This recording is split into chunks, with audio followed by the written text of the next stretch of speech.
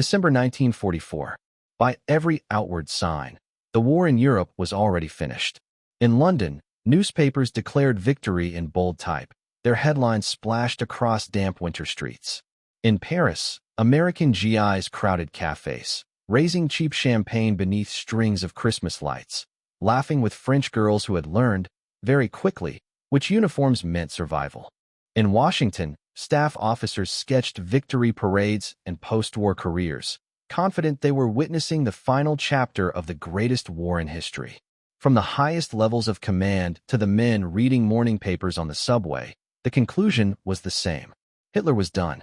Germany was out of fuel, out of planes, out of trained men.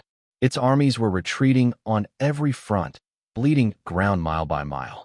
The Nazi war machine, they said, was collapsing under its own weight. They were wrong. While politicians congratulated themselves and generals planned speeches, one man sat alone in a dimly lit room in eastern France, staring at a map that refused to celebrate. Cigarette smoke drifted beneath the ceiling. The walls were lined with situation boards. Colored pins and grease pencil arrows crisscrossed Western Europe, blue for Allied units, red for German formations. To most officers, the map told a story of inevitable triumph. Red lines shrinking, blue arrows advancing. To him, it told a different story. Where others saw retreat, he saw absence. Where others saw collapse, he saw disappearance.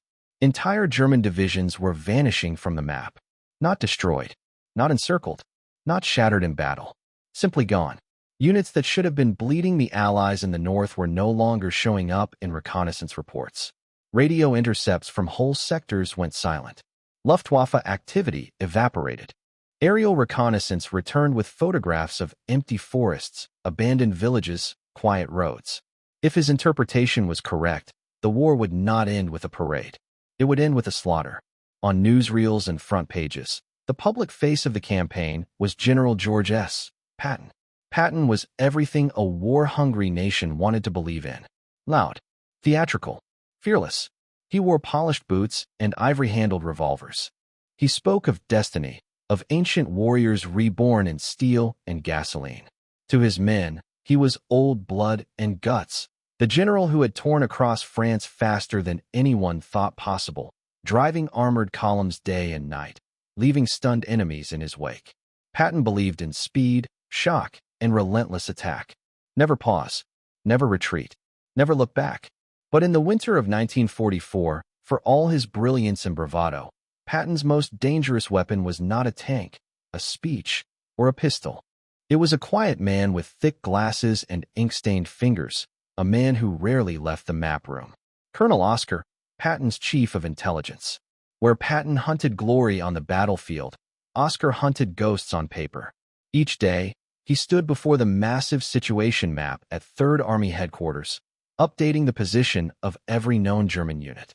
He tracked divisions the way a hunter tracks wounded prey, watching patterns, noting rhythms, searching for deception. And then, in late October, the patterns broke. One by one, the most dangerous German formations evaporated. The 6th Panzer Army vanished. The 5th Panzer Army vanished. These were not broken remnants. These were elite armored forces, SS Panzer divisions equipped with Tigers and Panthers, veterans of years of brutal fighting on the Eastern Front. One week they were engaging Allied forces. The next, they were nowhere to be found. At Supreme Headquarters, analysts dismissed the concern. Radio silence, they said, meant retreat. Empty skies meant fuel shortages. Quiet forests meant a defeated enemy pulling back for a final stand behind the Rhine. The optimists declared it proof that Germany was finished at last. But Oscar stared at the map and felt something colder settle in his gut. Armies do not simply disappear. And when predators stop fighting in plain sight, it is often because they are gathering strength. Out of view, out of reach, waiting for the moment to strike. Silence, the optimists decided, was proof of weakness. Colonel Oscar Koch saw the same silence and reached the opposite conclusion. Armies do not evaporate. Tanks do not dissolve into thin air. If the most lethal armored force in Europe had vanished from the map, it did not mean it was gone. It meant it was hidden. And if it was hidden, it was preparing to strike. Koch began to dig. He ignored the cheerful summaries filtering down from London and the reassuring language creeping into briefings. Instead, he focused on what others skipped past: the dull reports, the marginal notes, the fragments that never made headlines. Railway intelligence caught his attention first. On nighttime aerial photographs, German freight trains appeared moving west toward the front. Always at night, always under cloud cover. Heavy trains, fuel, ammunition, armored vehicles, heading toward the line, not away from it. That made no sense. A defeated army pulls back its supplies. It does not risk scarce fuel and rolling stock to move equipment forward unless it plans to use it. Then came reports from civilian sources. Entire German villages near a thickly forested region called the Ardennes were being evacuated. Roads were being cleared. Civilians pushed out quietly, efficiently, with no obvious threat nearby. You do not empty a safe sector unless you need the space. Then Koch looked at the weather. Meteorological forecasts warned of a massive Atlantic storm system forming offshore. Snow, freezing rain, dense fog, conditions that would ground Allied aircraft and blind reconnaissance. For most officers, the forecast was an inconvenience. For Koch, it was the missing piece. Bad weather meant blind skies. Blind skies meant no fighter cover, no observation, no air interdiction. American Shermans, already outmatched by German Tigers and Panthers, would be exposed. The picture finally snapped into focus. The Germans were not retreating. They were concentrating. They were using the Ardennes, a so-called nursery sector where tired American divisions were sent to rest, as camouflage for one last gamble. Koch did exactly what an intelligence officer is trained to do. He assembled the pieces. Elite panzer armies vanishing from the map. Heavy supply trains moving forward at night. Civilians evacuated from forested villages. Radio silence in all the wrong places. A storm that would paralyze Allied air power. Individually, the facts meant little. Together, they spelled catastrophe. The Ardennes was not quiet. It was loaded. All that remained was the hardest task in intelligence work: convincing someone with authority to listen. In early December 1944, Allied headquarters was intoxicated by success. The front stretched hundreds of miles, and Allied armies pushed relentlessly toward the German border. Staff officers argued about who would cross the Rhine first. Commanders spoke openly of finishing the war before the new year. When Koch raised his concerns, he didn't get curiosity. He got smirks. Other intelligence officers labeled him a pessimist, a worrier, a man seeing shadows where victory was obvious. They pointed to fuel shortages, bombed factories, shattered Luftwaffe squadrons. A major German offensive is impossible, they said. They don't have the fuel. It's not just unlikely, it's mathematically impossible. Koch didn't argue. He didn't shout or pound the table. He did something far more unsettling. He kept working.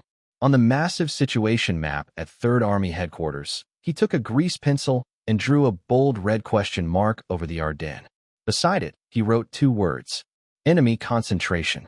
To some officers, it looked absurd, alarmist graffiti over the safest sector in Europe. To Koch, it was the only honest interpretation of the evidence. He was the lone voice in the room saying the emperor had no clothes. Only this wasn't a fairy tale. The wolf he saw gathering in the forest carried 88mm guns and black crosses on its turrets. By December 9th, the indicators were no longer subtle. They were screaming. More rail shipments. More evacuations. More hints from prisoners and intercepted communications. Everything pointed in the same direction. Koch understood the clock was running out. If Patton's 3rd Army continued its eastward drive without adjusting, its flank would be dangerously exposed. A sudden German blow from the Ardennes could split the Allied line in half, isolating entire armies and turning momentum into disaster. Koch made his decision. If no one else would listen, he would go directly to the one man who might. Walking into General George S. Patton's office was never comfortable. Patton was famous for his temper, his biting tongue, and his absolute contempt for what he considered defeatism. But Koch had learned something over months of watching maps instead of battlefields. Ignoring danger did not make it disappear, and whatever was forming in the Ardennes was already on the move. General George S. Patton did not like warnings. He liked plans that moved forward, plans that crushed the enemy, plans that ended wars. His instinct was always attack, speed, shock, momentum. To suggest slowing down, pivoting, or preparing for a defensive response to an enemy most people believed was already beaten was not just unpopular. It was dangerous. Colonel Oscar Koch knew that when he stepped into Patton's office. He carried his map under one arm, his notes tucked neatly beneath it. No entourage, no theatrics. He laid the materials across Patton's desk and waited. The room went quiet. Koch did not give a speech. He pointed. Here, elite armored divisions missing from the line. Here, rail traffic moving west at night. Here, evacuated villages near the Ardennes forests. Here, the weather front that would blind Allied aircraft. And here, the thinly held sector where green and exhausted American units sat, convinced they were safe. Calmly, Koch explained that German capability still existed. Calmly, he argued that the Ardennes was the only logical place for a major counteroffensive. Then he pointed at the red question mark he had drawn earlier. They're going to hit us here, he said. For a long moment, nothing happened. Staff officers braced themselves. They expected an explosion, sarcasm, fury, dismissal. Patton was famous for that. Instead, the general walked to the window and stared out at the gray winter sky. Patton had worked with Koch long enough to understand something critical. The quiet colonel did not speculate. He did not gamble his credibility lightly.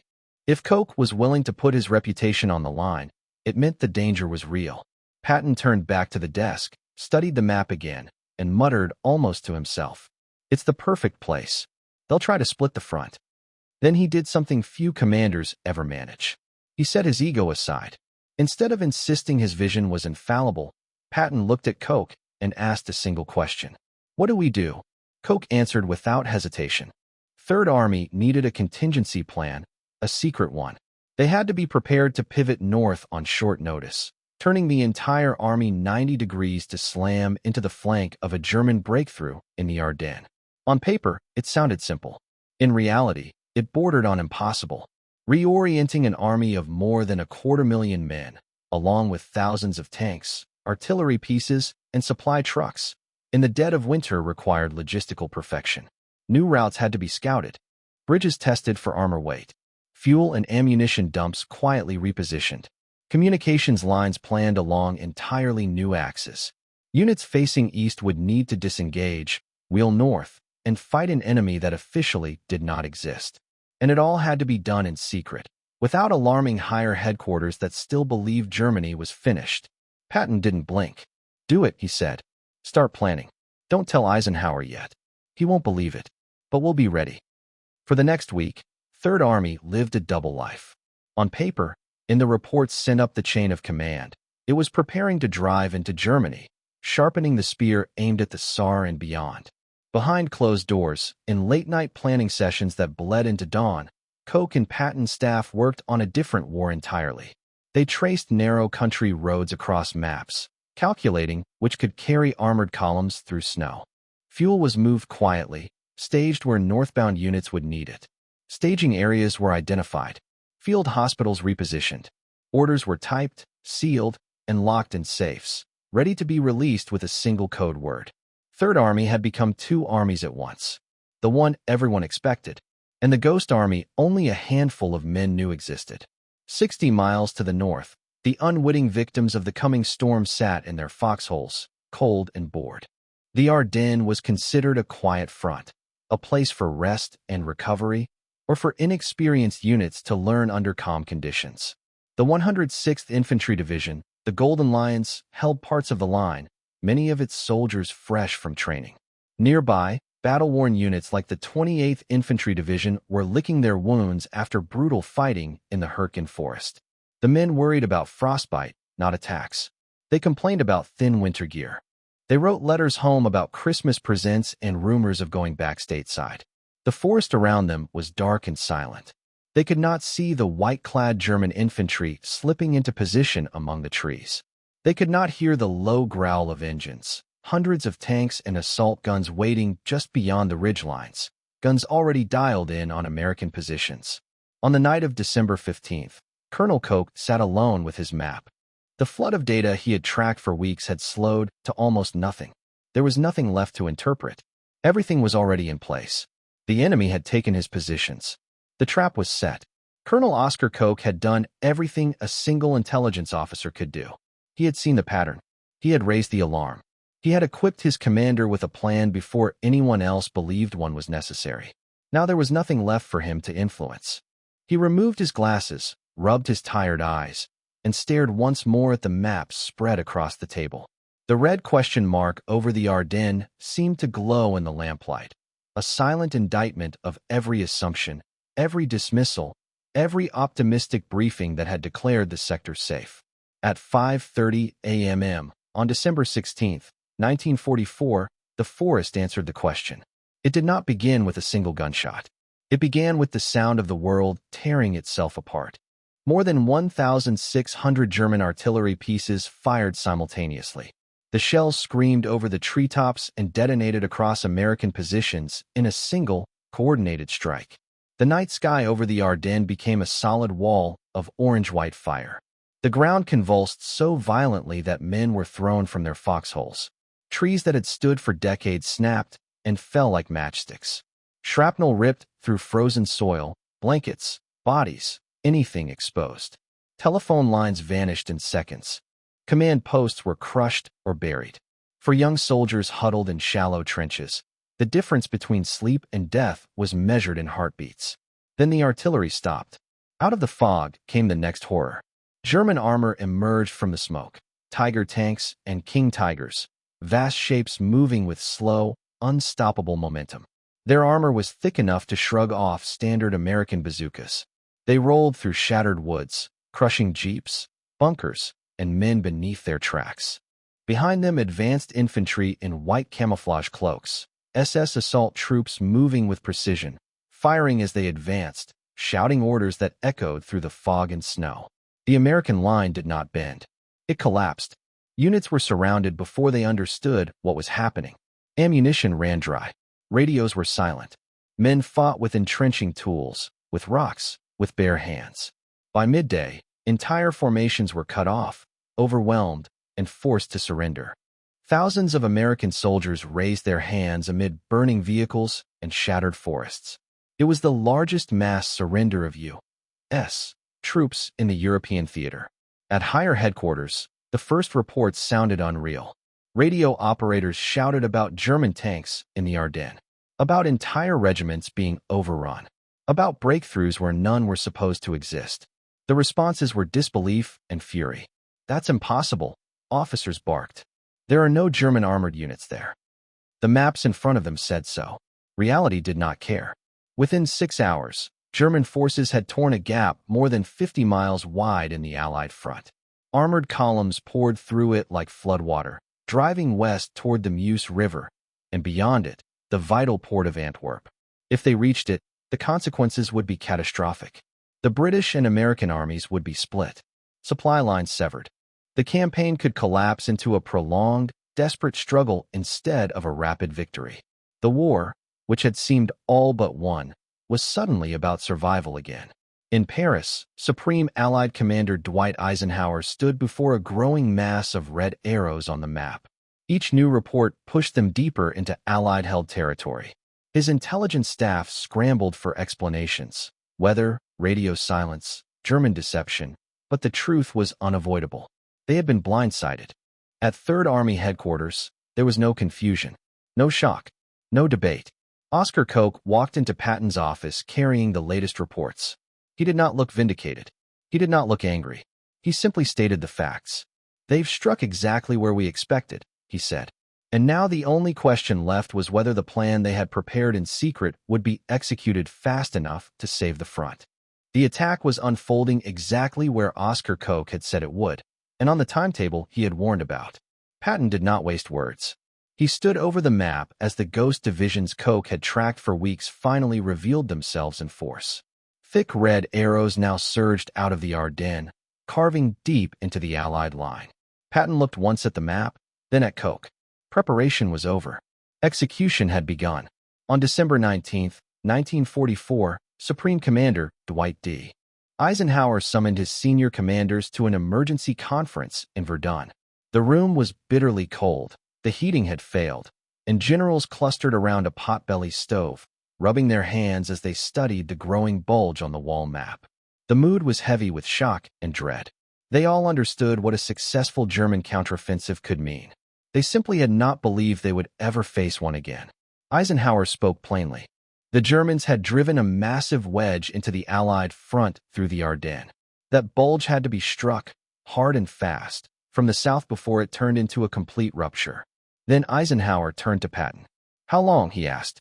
"How long would it take Third Army, currently engaged to the southeast, to disengage, pivot north, and smash into the German flank?" The officers in the room did the calculations in their heads. Third Army's front stretched more than 100 miles.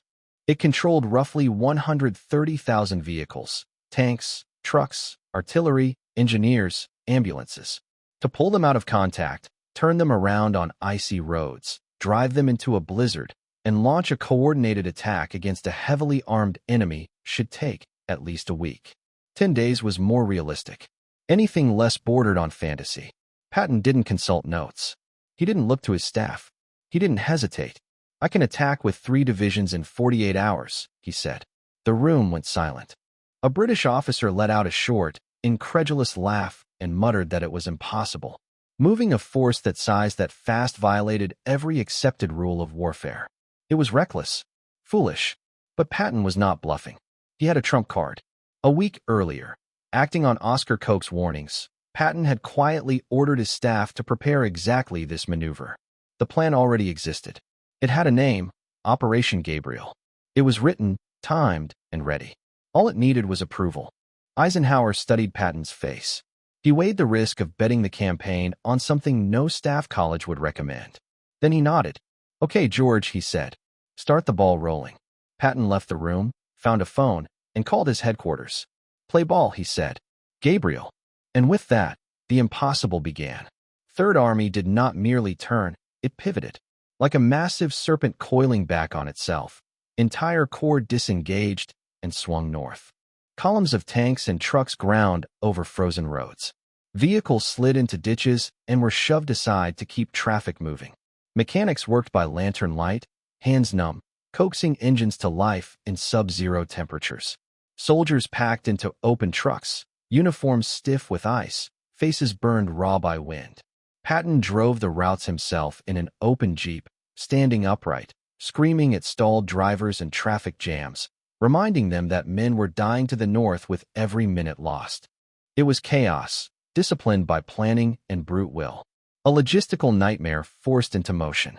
While Patton raced north, another drama was unfolding in a small Belgian crossroads town that had suddenly become the center of the war. Bastogne. 7 roads converged there, and American forces, elements of the 101st Airborne Division and attached units, dug in just ahead of the German advance.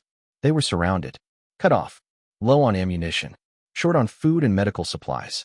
Winter gear was inadequate. Wounded men were treated in dark cellars with almost nothing to work with. German artillery pounded the town without pause. Luftwaffe bombers struck whenever the weather briefly cleared. 4 German divisions encircled the perimeter.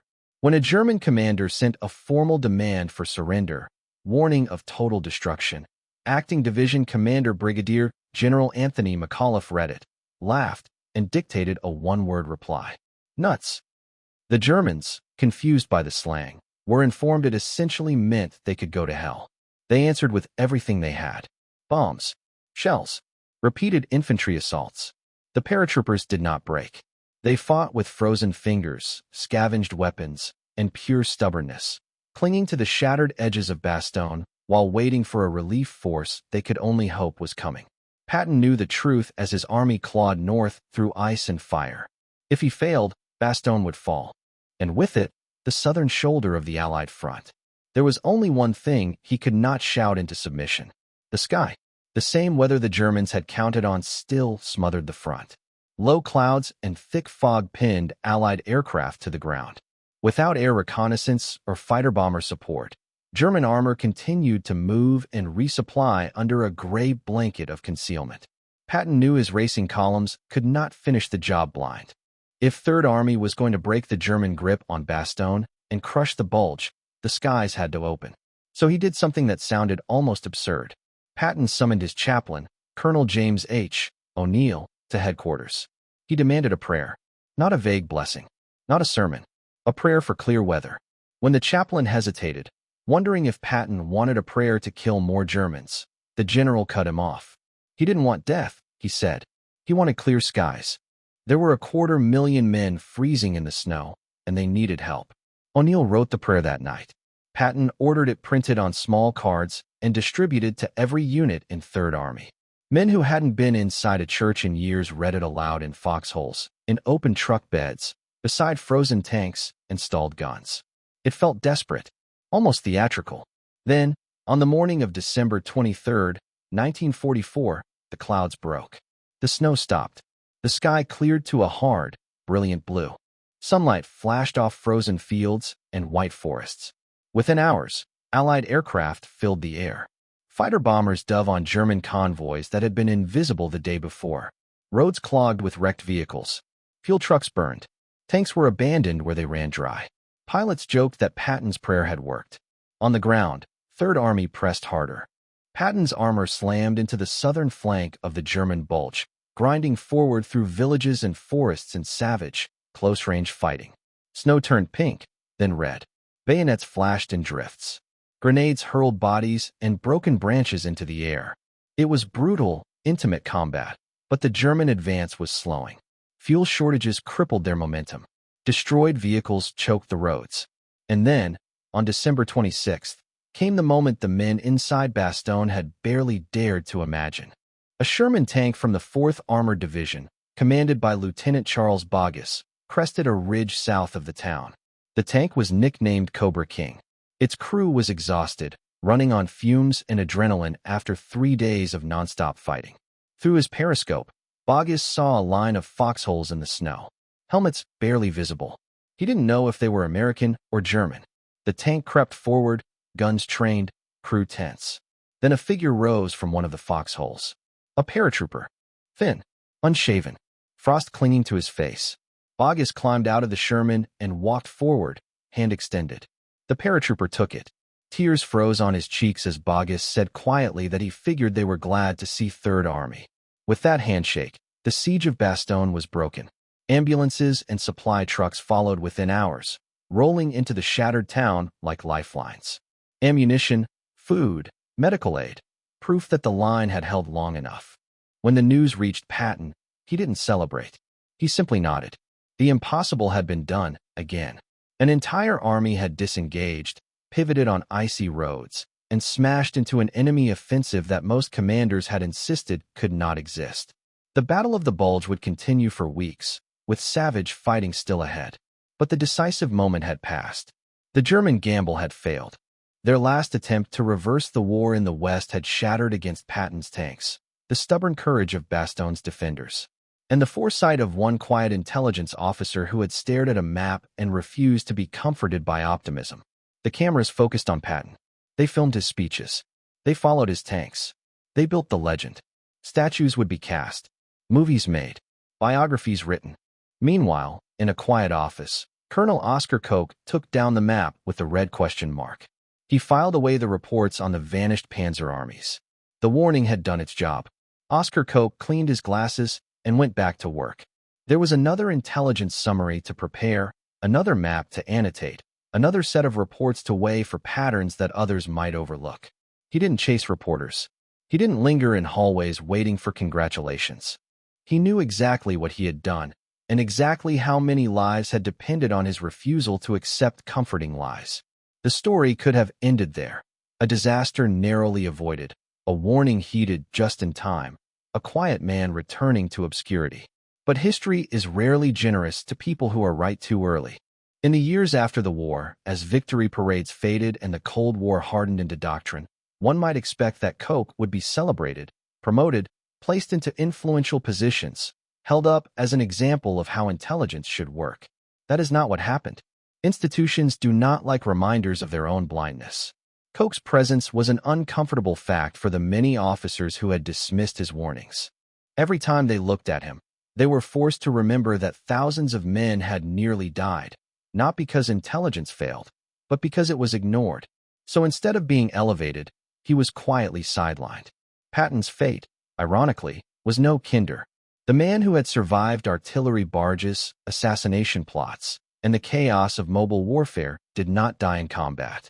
In December 1945, months after Germany's surrender, his staff car collided with a truck at low speed.